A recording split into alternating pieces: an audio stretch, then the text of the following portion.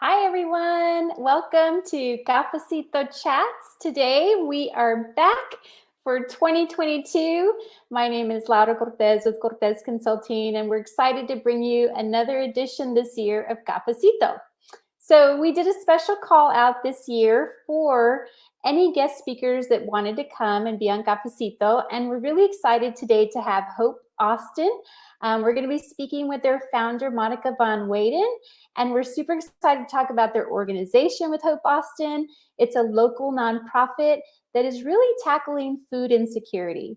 So as the pandemic has hit, most of you probably have seen many folks dealing with health or food issues. And she was a former teacher, and she answered the call and started an organization where she wanted to help students over the weekend who may have been facing any food insecurities. And so we're super excited to have her on to talk about what her organization is doing.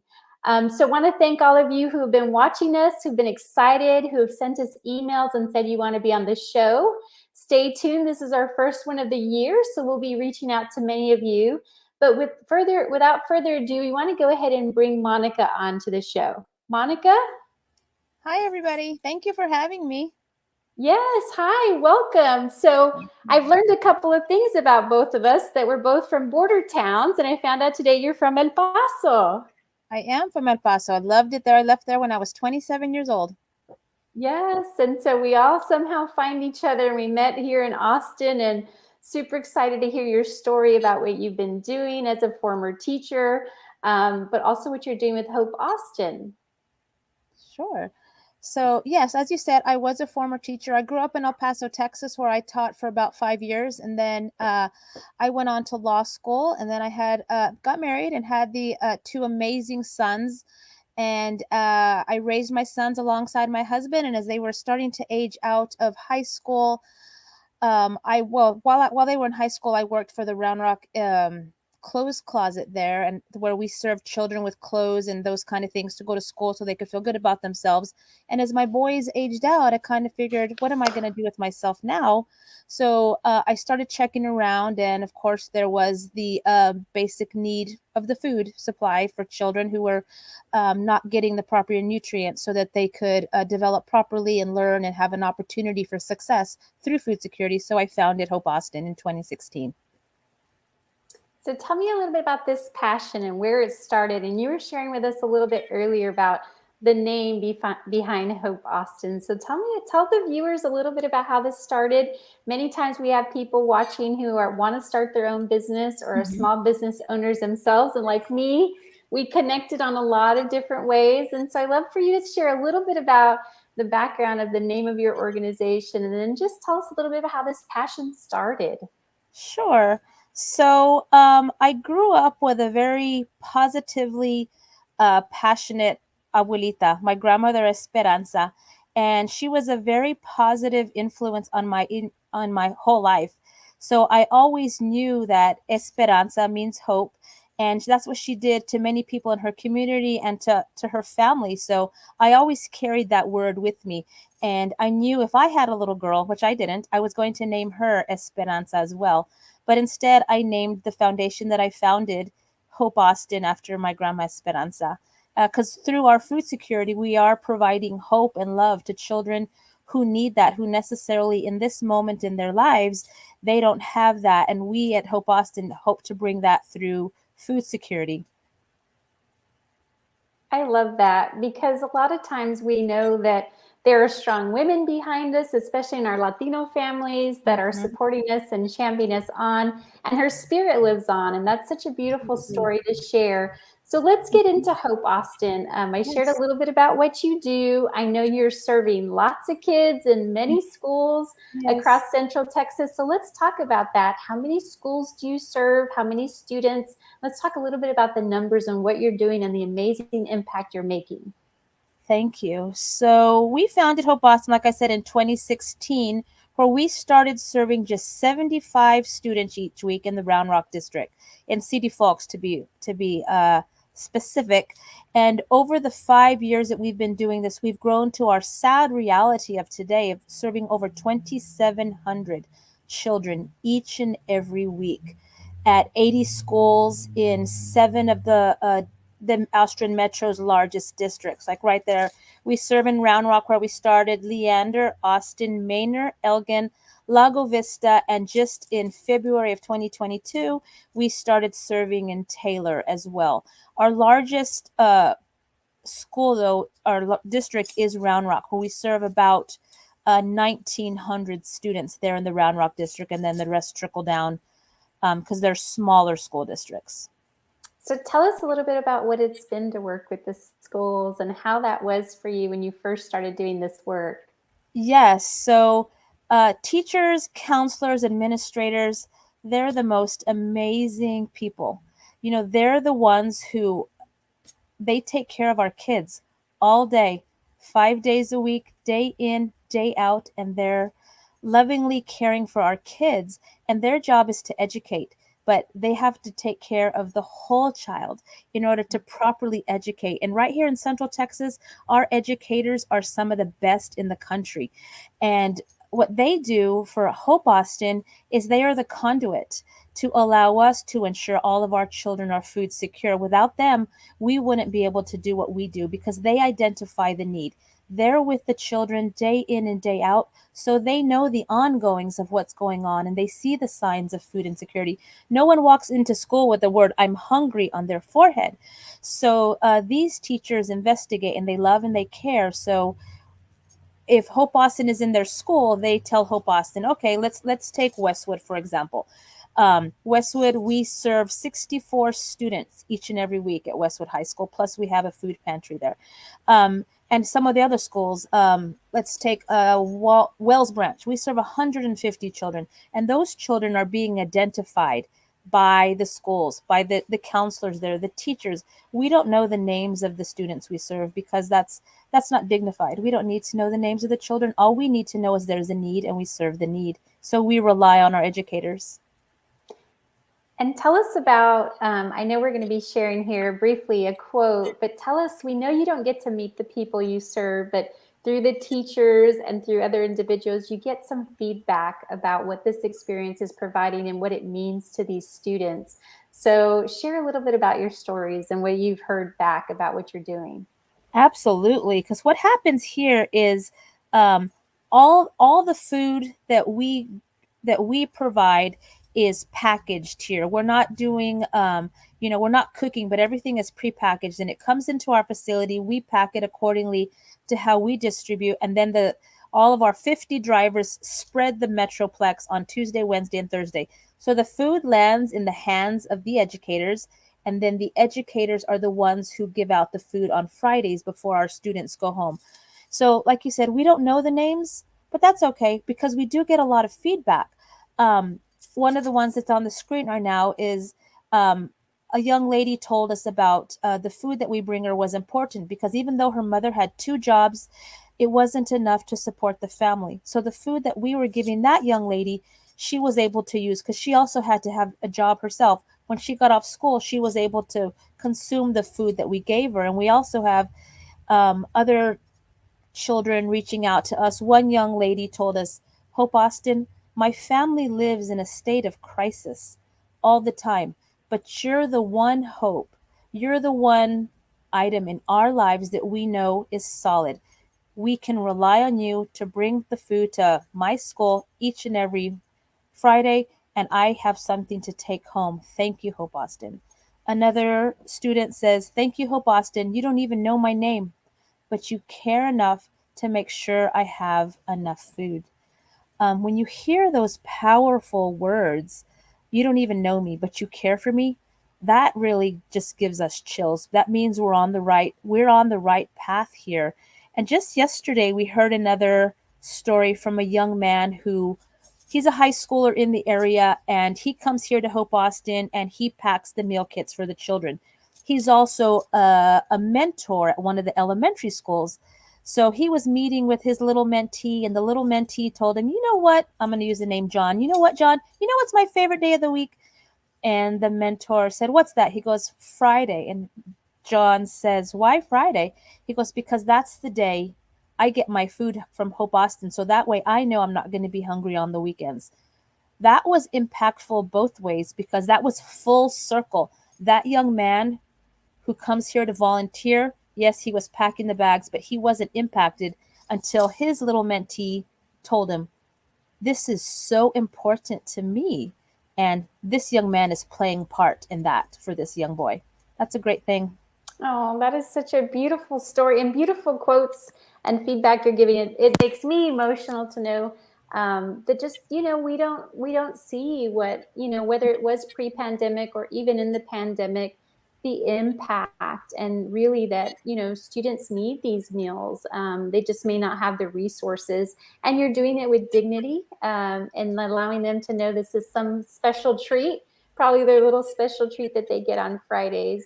Yes. And we know that this isn't possible without you having volunteers helping you get this moving. And I can see all those boxes, and I'm sure our viewers can see all that food back there, and some of it nicely packed in different boxes. So tell us about your volunteers and how you do this work.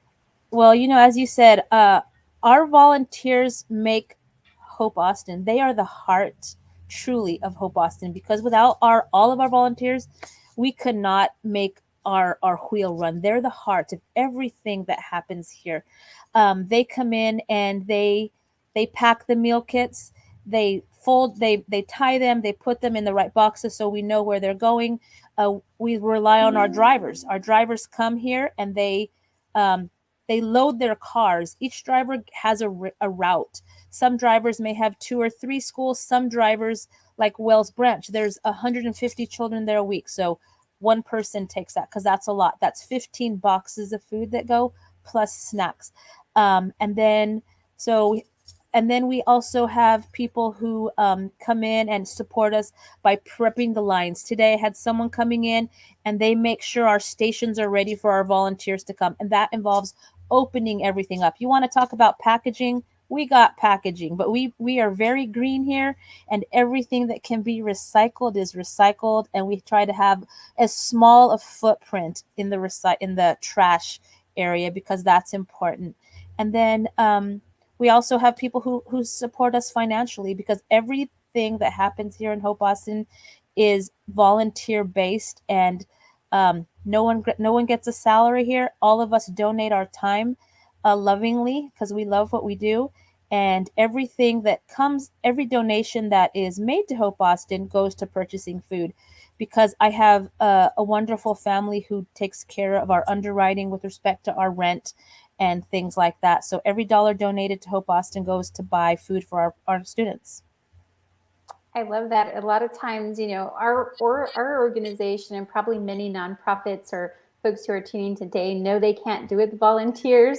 And you're just so grateful when they show up and you're like, how can I repay? But I think a lot of people who do volunteer, and I know you're mentioning that you have a Boy Scouts coming tonight, and you have, people of all ages want to be giving a help or hand out. And we had earlier on the screen how you can help, and we'll be talking about that later in the show on ways you might be able to help if this sounds like something you want to lend a hand and you have the free time.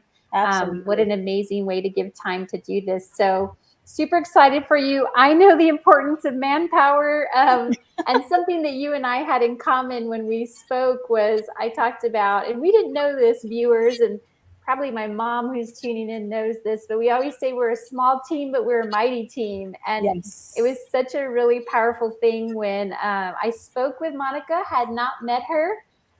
We had posted something on Instagram and she immediately said, I'd love to be on your show.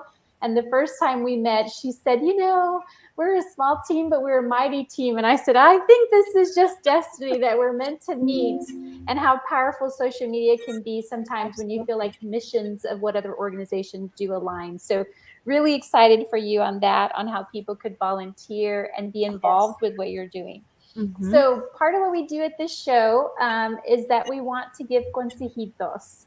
And consejitos as to maybe somebody out there who's thinking of having a business, or consejitos for someone who may be considering you as an organization for Amplify Austin, or maybe a consejito about what people, the power of them being able to give their time, their money, or to share the message about the importance of bringing this issue of food insecurity to the top of the place. So what is your consejito for Cafecito Chats today? Yes, well, I think I have two.